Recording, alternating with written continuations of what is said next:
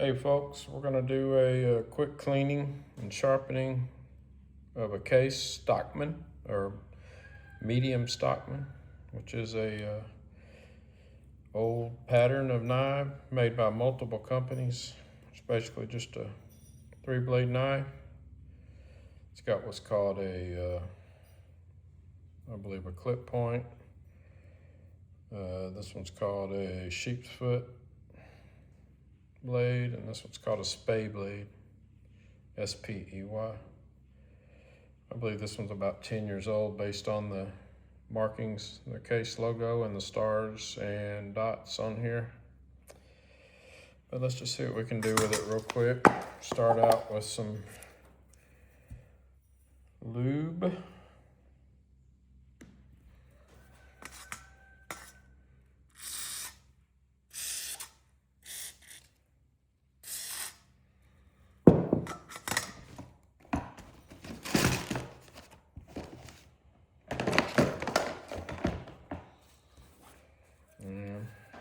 I really like to use this penetrating oil.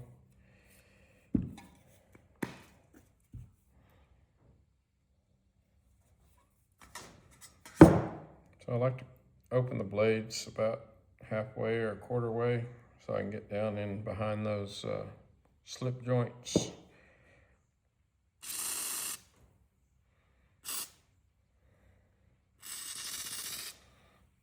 Let that sit a minute. First time I've tried filming with this little tripod, so hopefully it's showing everything okay. So I use lots of different little things when I work on these knives. Fine steel wool, wire brush. I use little screwdrivers and picks to dig out things in here and try to get the gunk and pocket lint out. If I'm replacing pins in the knife, I use different size pins and a little ball peen hammer, and then I cut the pins. Haven't done a lot of that yet. I use Q-tips down in there. I use microfiber cloths for polishing. At the end, I use flits to polish all the stainless or brass. And I also use Never Dull, which is really good too. But we'll try to do that later. These blades have a lot of carbon and junk on them, build up. The blades aren't really opening and closing as good as they should. A lot of times you can spray that penetrating oil, leave it overnight, and then come work on it, work it back and forth like this.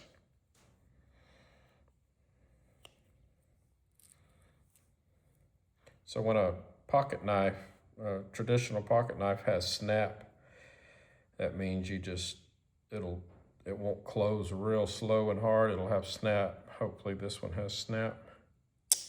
Snap. That oil really helps.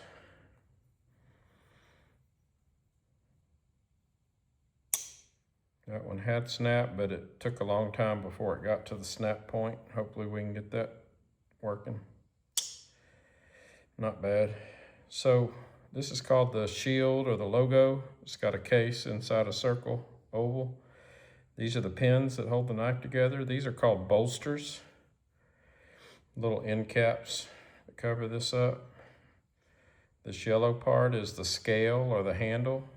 And in this case, it's called yellow Delrin, D-E-L-R-I-N. It's kind of a synthetic material that Case uses. It's real hard.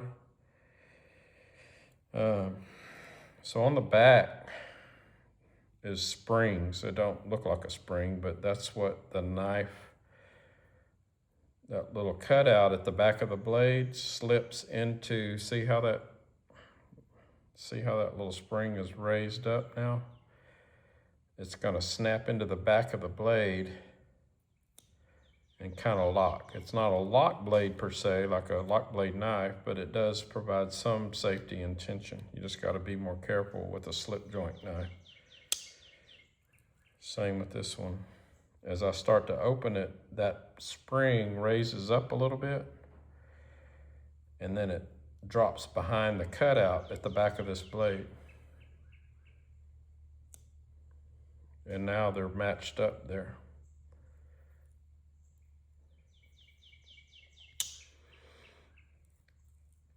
So there's two blades assigned to that spring right there. One goes in that end and one goes in this end. And that's a slip joint pocket knife. The little part that you stick your thumbnail in is called a nail nick, and we're gonna clean those out with some picks and Dremel tool attachments.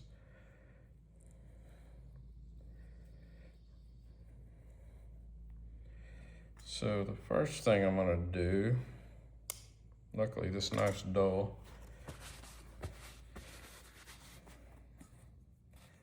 I'm gonna put a little bit of steel wool,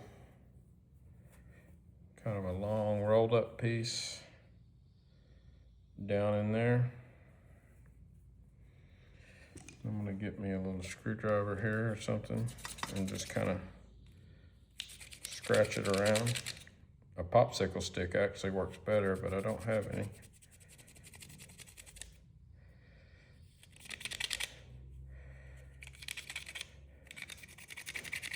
I'm kind of pushing it up against the sides and then down in the bottom to get some of that rust and carbon and corrosion off.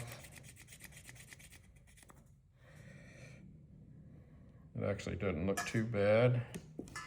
So I've got these picks from Harbor Freight. I'm a poor boy, so most of my stuff comes from Harbor Freight.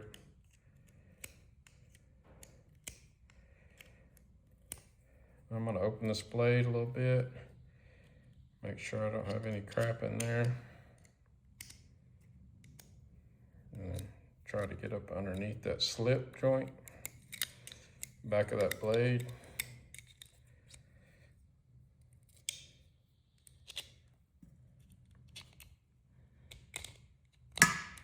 Some knives that I clean out, just all kinds of pocket lint and sticks and leaves and crap come out. And then you wonder why they don't have any snap or they don't want to close all the way.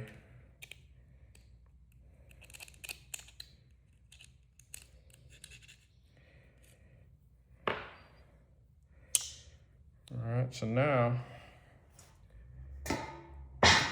I want to support my blade while I sand on it. I don't want to do this because it's putting torque on the blade. I'm not putting a lot of torque, but just to be safe, I'll do that and kind of block it off to support it. I'll put a little bit more penetrating oil.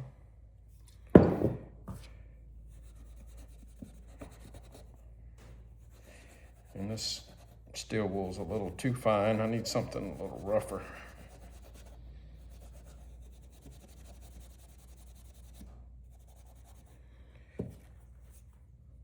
Now I got a wire brush.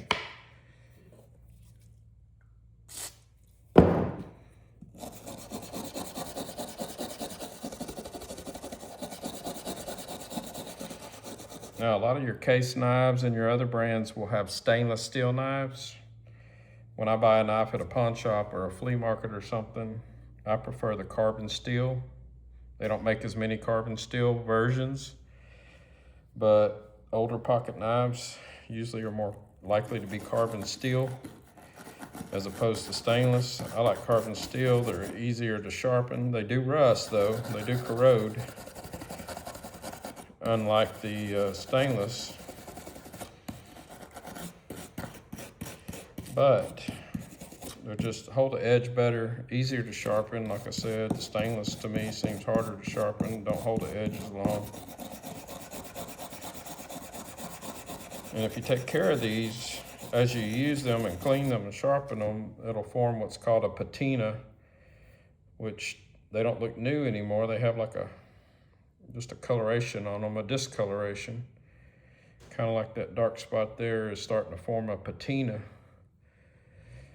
Some people call it a patina. I think it's called a patina. See, I can't feel that black spot there. There's nothing there, but we're gonna work on that and see if I can smooth it out a little bit and lighten it. So now I'm gonna open up this other blade, get my steel wool, block up my knife so I don't bend it. So that's called the tang right there, T-A-N-G of the blade, the base of the blade, and that's usually where your markings are to help you age it or date it, see what brand it is, what model, etc. Case has had a really good system going back to early 1900s that will help you date their stuff. And I have a book that my wife got me, a Case handbook that helps you as well. Go to the wire brush.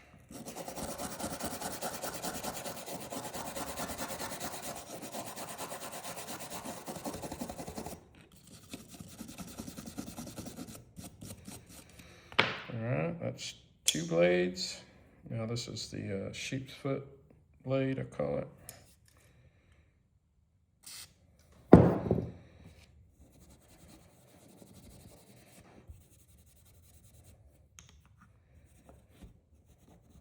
I probably should have just got some light grit sandpaper. Would have been better than this 000 steel wool.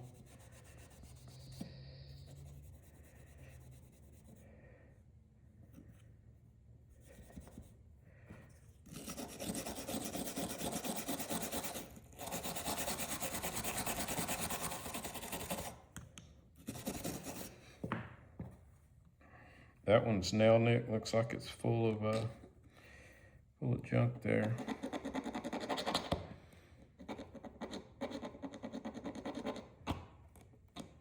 Let me check these other nail nicks. I forgot. It's hard to clean those out or polish them out.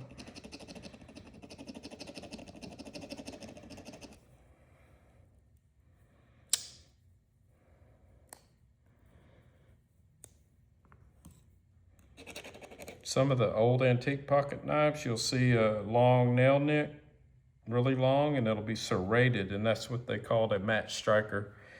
If you remember back in the old days, before all the matches were safety matches, they had strike anywhere matches. People would whip out their pocket knife and strike their strike anywhere matches on those nail nicks. I think I've only got 1 knife in my collection that has that, but it's a pretty cool little touch. Okay. Get some of this oil off my hands. I probably should have worn gloves. So what I have here is an antique, I call it an antique rotary tool. This is the forefathers of the Dremel. It's called a Fordham. You can hang it up by this hook. I used to have it hooked up to a foot pedal, but I need to do some work on that foot pedal. It's starting to ground out and it only works for a minute. I need to take this apart again and clean it and get it working again. So right now, let me double check my camera footage here.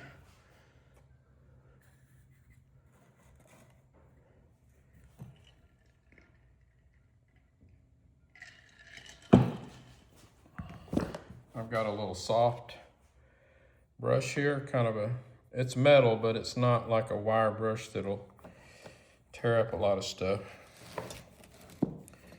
So what I'm gonna do is open all my blades, turn on my Fordham rotary tool that's connected to a cable here.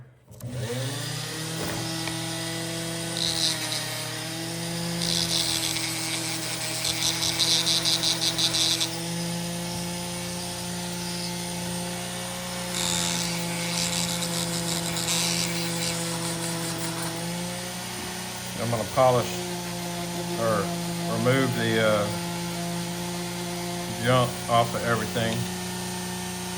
I really should put like painter's tape over my handles to protect them, but I'm just gonna try to freehand it.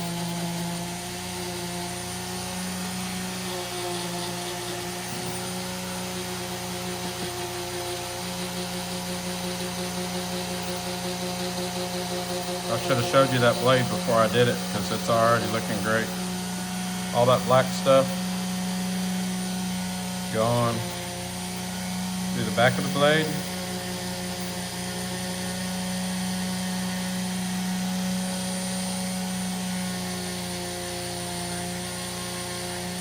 Get the nail nick.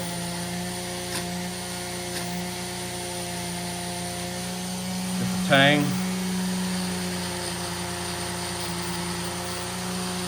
Get the bolster.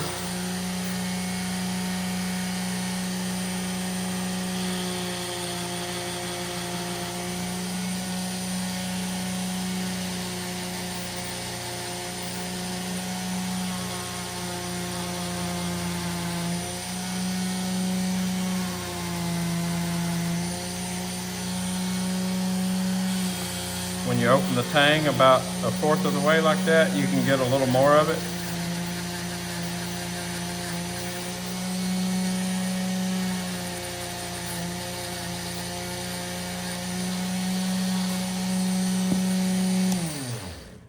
Okay. Blade's cleaned up pretty good. Got this cleaned up fairly good. I'm gonna hit the back of the knife real quick.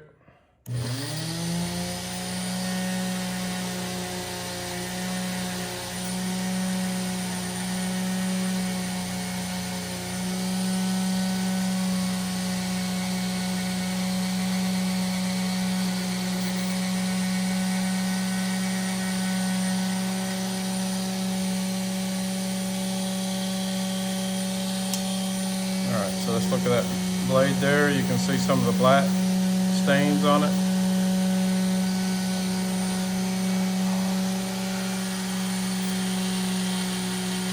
Sorry if this camera angle's not the best, it's hard to see.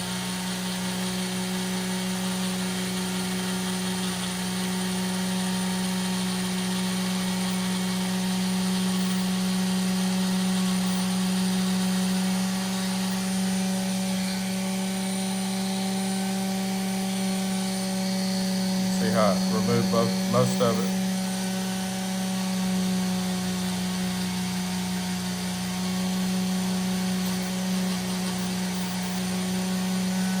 The back of the blade.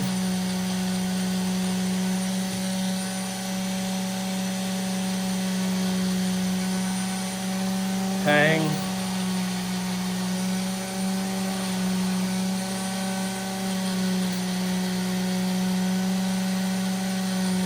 Get the nail nick.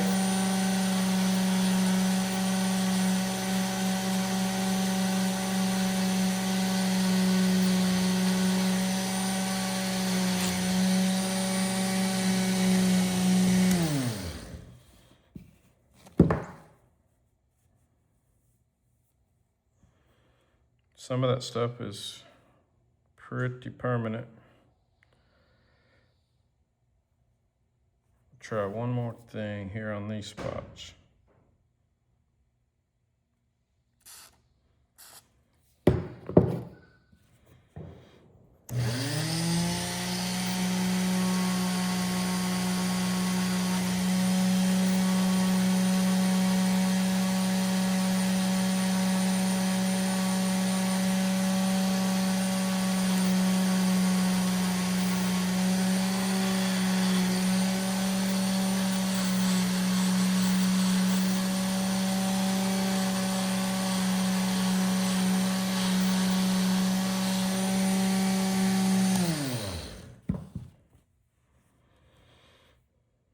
It's about as good as she's going to get without digging into the metal, and I don't want to do that.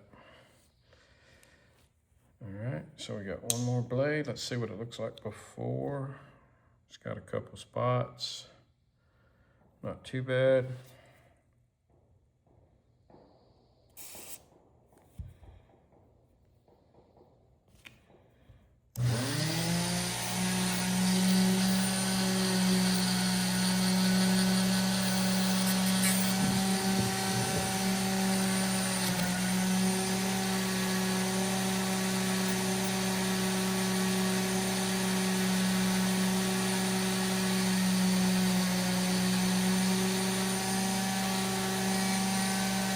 back of the blade.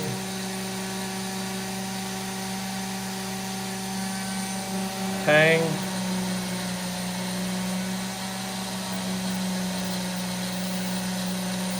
And this is just kind of a quickie thing for this video. The knife wasn't in that bad a shape. It's only 9 or 10 years old, I believe. No rust, really. Just needs some cleanup and TLC and some lubrication.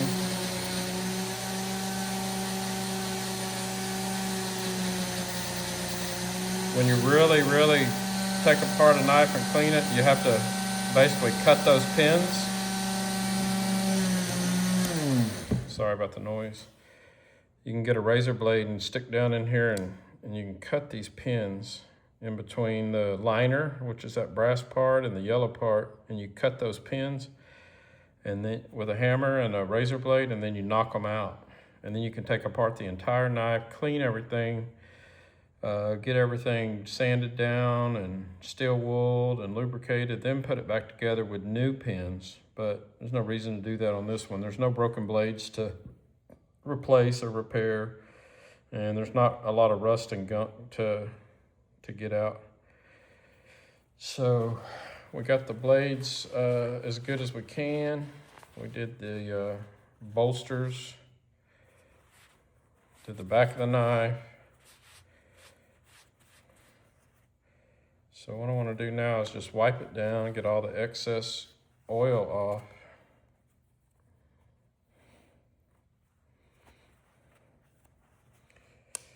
And let's check the inside of the knife.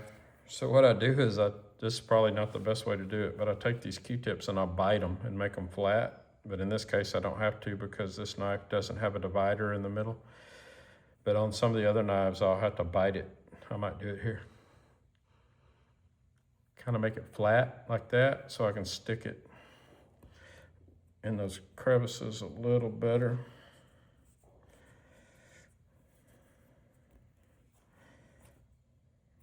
You can see that carbon jump.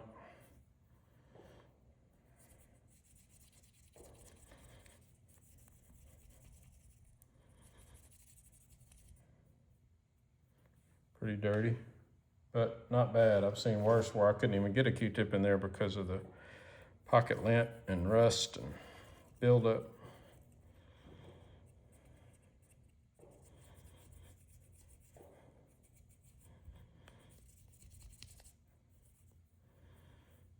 It's already getting cleaner by 50% at least.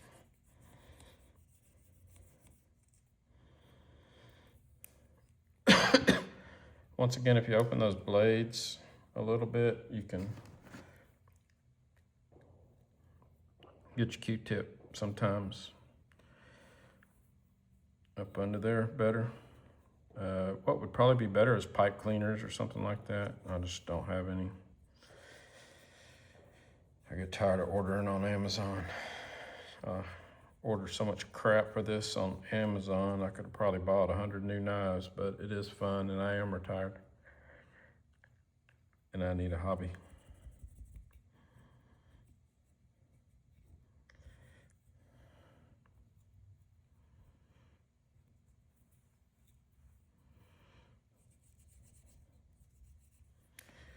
All right. Put my little rag here, get my little screwdriver. Purchased where? That's right, Harbor Freight.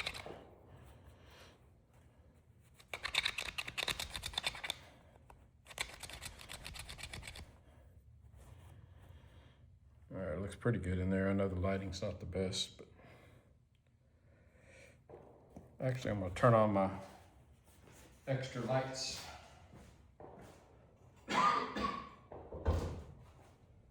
Woo! Should have had that on to start with. Okay, so what I'm gonna do now that I've got this cleaned fairly well is I'm going to finish wiping it down. Get all this penetrating oil and gun oil, rim oil off.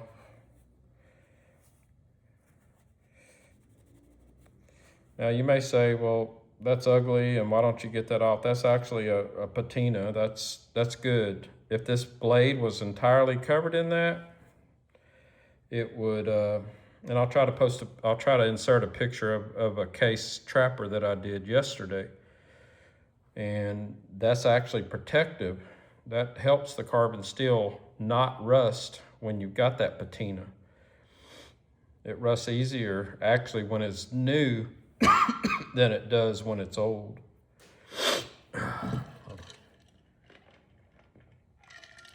All right, so I'm gonna wipe this down as good as I can so my polishing compounds will stick a little better.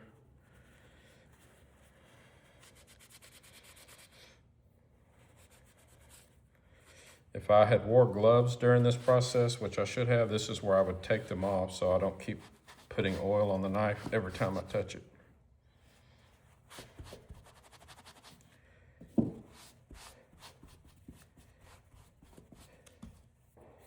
So if you carry a pocket knife, whether it's a traditional knife like this or something like that, this is a Buck 112 Ranger.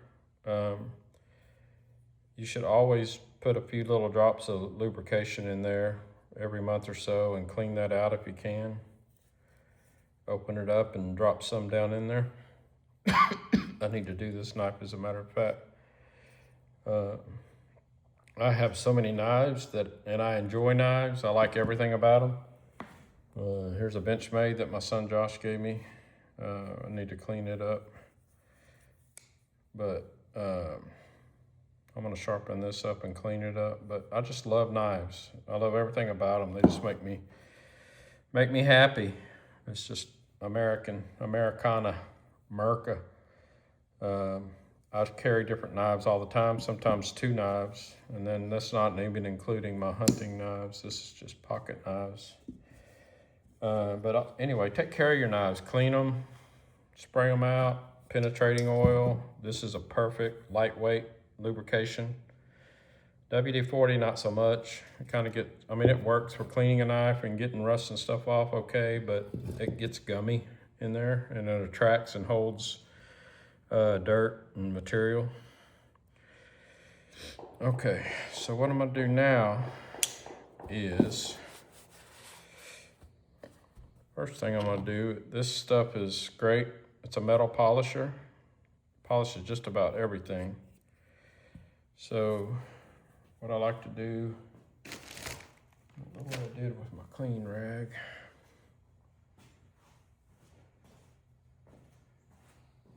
So I'm gonna wipe my knife off again. This is great if you have a very pretty knife, like a heirloom knife or a gift knife that you like showing off.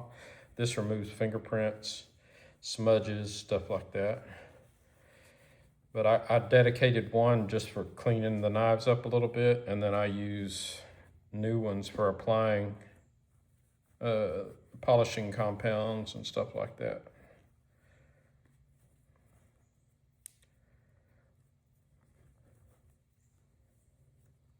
Check my snap. Still a little bit sluggish. I bet there's some gunk in there that I can't get to. It's not bad. Actually, it's probably okay. Every knife's got a little snap over point. Some knives have a double snap where it'll snap into place right there and then it'll snap all the way. Most of these Case knives just have a single snap point like that.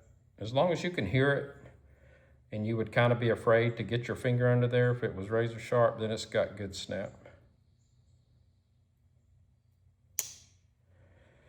All right, so let's do this blade first. What you do is take this Flitz polish, just put you a little dab. Get your microfiber cloth.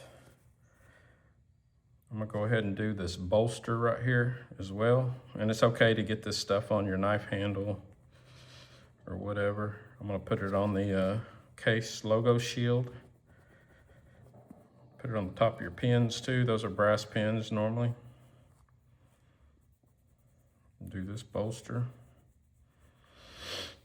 Now I've got a 3-inch grinder coming my way. My son's bringing it at New Year's Eve that he's picking up for me. And it has a fiber block wheel that will do all this. I can actually apply the compound to that wheel and polish these knives, just run them over that block while it's spinning. I'll show y'all a video on that one day. I actually should have sharpened this knife first. I wasn't thinking about it, but I'm not gonna do that on this video. It's already long enough.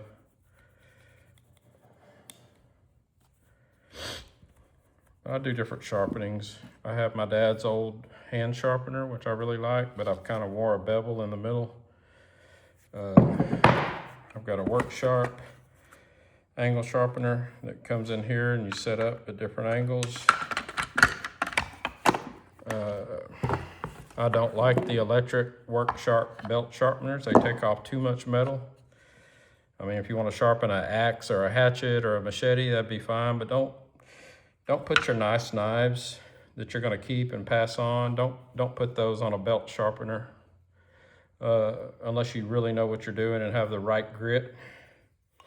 This is a fine stone, Arkansas fine stone. I love.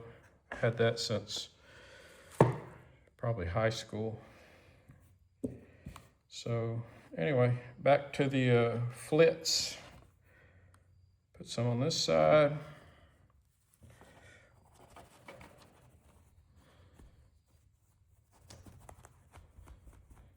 And this takes off a lot of stuff that we can't see, but it does take it off. You can see I thought my knife was clean, but it's not.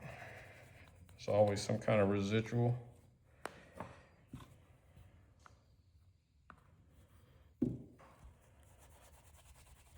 Put some pressure on it.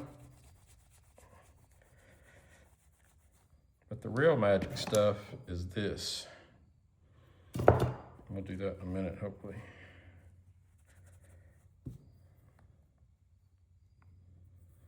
A little bit goes a long way of this stuff.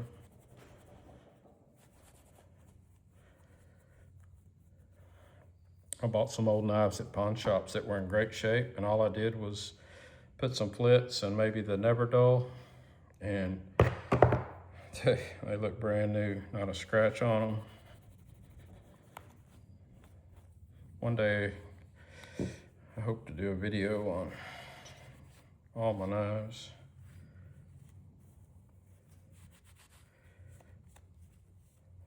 Okay. Let's hit some of these. I know this is repetitive, and you can fast forward if you want till I get to the Never Dull. Just be careful. This knife's not really sharp. It will be, and if it was really sharp, I would be a lot more careful, or probably use a soft brush on this rotary tool and apply the paste with it so I don't have to take a chance on slicing my finger open. But I'm very hard-headed, and I have scars all over me from my stupidity. Don't be Bobby.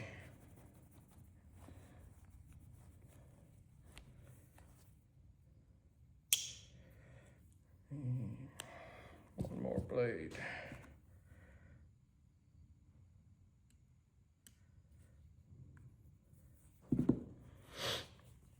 Put a little too much there.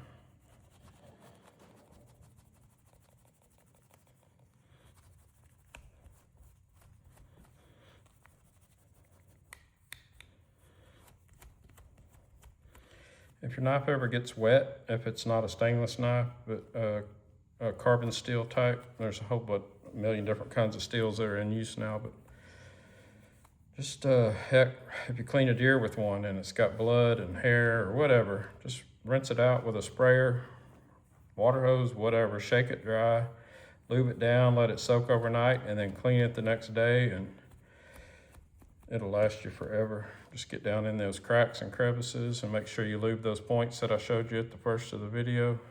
Let it soak down in there overnight, and you'll be good to go.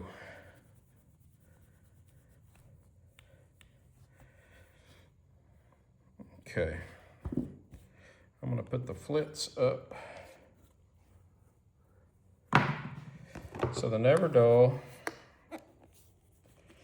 when I was in the Marine Corps in my younger days, we used something called Brasso that was, I believe, in a can like this to polish our belt buckles and a few other things.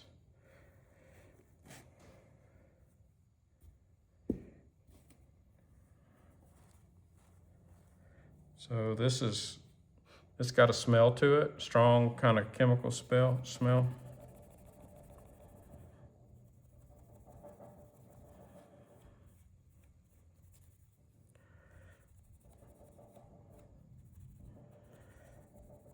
You can really tell when this stuff works when you've got like brass that's been tarnished and weathered and it doesn't even look brass anymore. It may have that greenish look.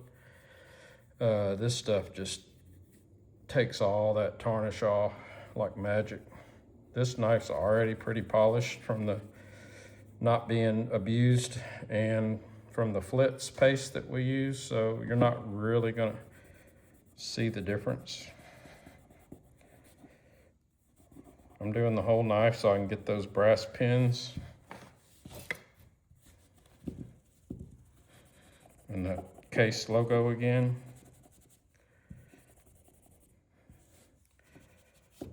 Okay, got that blade. Let's get the clip point blade. This is the main blade people use, like the working blade.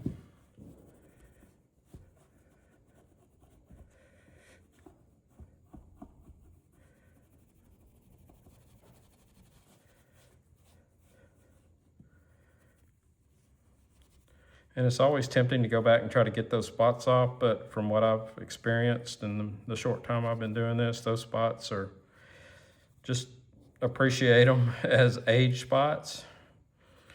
Don't think it's a stain from something you did wrong. It's not rust, it's just a patina, sorry. Especially on the carbon steel knife.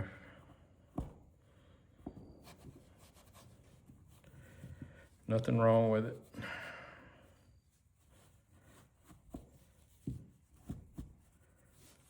Okay, that was the clip point. We'll do the sheep's foot blade, just like a cutting knife.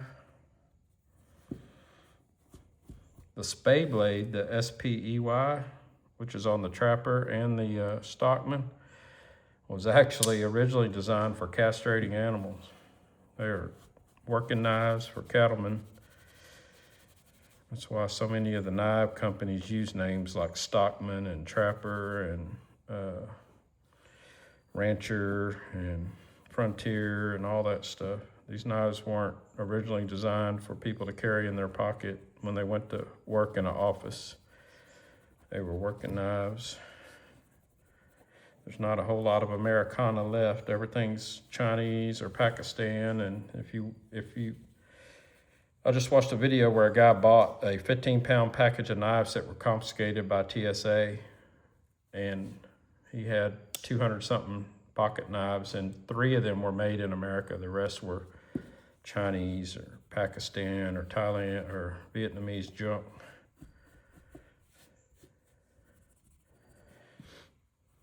When you have a knife, you want to check the blade tightness right there. This knife has almost zero blade play or wiggle. That's good. A good American-made knife will not have any. And they'll also be centered. This one's different because it's a 3-blade knife, but when you pick up a knife and you want to buy a knife, see if the blade is centered, resting in there, and it's not off to the side rubbing against that or this or whatever, the other blades. You want them to be centered. All right, so we are just about done here. If my hands weren't so dirty, that would be a lot better. You can kind of see the shine on that.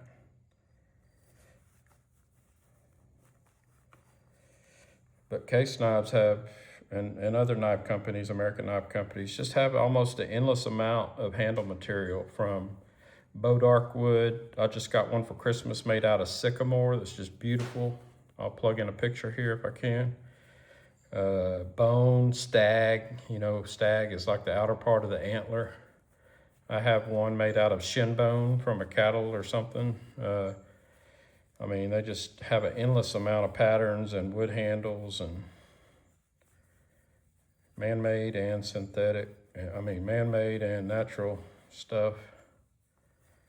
But that's about it. I mean, this is a working knife. This is not some show knife. It's probably originally cost $29.99 or something. But after I sharpen it up, it'll be added into my rotation to carry. And when I'm not carrying it, I'll put it in my little collector's case. I love Stockmans. They're the perfect. This is called the medium Stockman. They have a large one that's about 1 inch longer. It has, you know, bigger blades. It weighs a couple ounces more. And then there's a few brands, Case maybe, and a few others that make a tiny Stockman, or a little bitty one. It's be about that long. Same with the trapper. They have the full-size trapper.